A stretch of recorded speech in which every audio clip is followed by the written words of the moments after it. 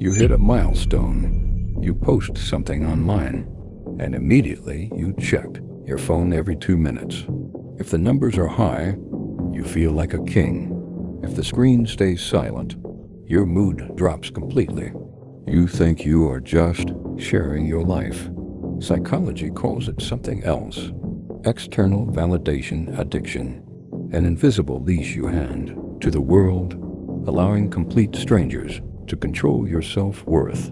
Here's why your brain falls into this trap. Humans evolved in tribal setups where social approval meant safety and exile meant death. Tech companies have weaponized this evolutionary vulnerability with surgical precision. Every like, every comment, every notification engineered to deliver a microdose of dopamine to your brain. You stop living for your own vision.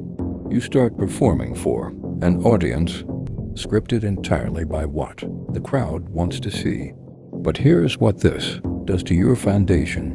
When your entire self-worth is built on external praise, you become emotionally fragile at the core. The moment you enter a competitive environment, face a real business challenge, or receive a single piece of genuine criticism, your frame shatters because you never built anything on the inside. You mistook social applause for actual strength, and when the applause stops, there's nothing left underneath it. Here's how real performers operate differently. Psychology calls it internal locus of evaluation. Their goals are locked from the inside, not from the outside. They do not need the room to be cheering for them. They do not need anyone to notice the work.